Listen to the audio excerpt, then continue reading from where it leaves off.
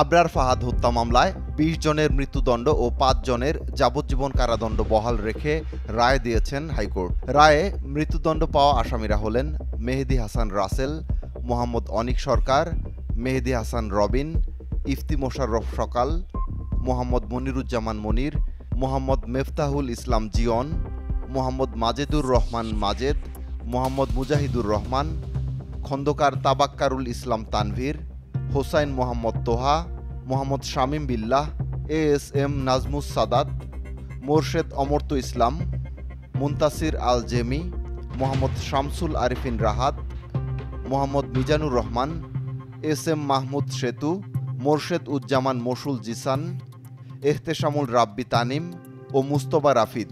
তারা সবাই বাংলাদেশ প্রকৌশল বিশ্ববিদ্যালয় বুয়েটের শিক্ষার্থী এবং নিষিদ্ধ ঘোষিত ছাত্রলীগের রাজনীতিতে জড়িত ছিলেন। এছাড়াও যাবজ্জীবন কারাদণ্ডপ্রাপ্ত ৫ জন হলেন মুহতাসিম ফুয়াদ হোসেন, মোহাম্মদ আকাশ হোসেন, মুয়াজ আবু হুরায়রা, অমিত সাহা ও ইশতিয়াক আহমেদ মুন্না। দণ্ডপ্রাপ্ত আসামিদের ৩ জন এখনও পলাতক। তারা হলেন মোরশেদ উজ্জামান, মশুল জিসান, এহতেশামুল রাব্বি তানিম ও মুস্তফা রাফিদ। ৬ আগস্ট গাজীপুরের হাই সিকিউরিটি কেন্দ্রীয় কারাগারের দেয়াল ভেঙে পালিয়ে যান ফাঁসির দণ্ড পাওয়া মুনতাসির আল জেমি। বাকিরা এখন কারাগারে।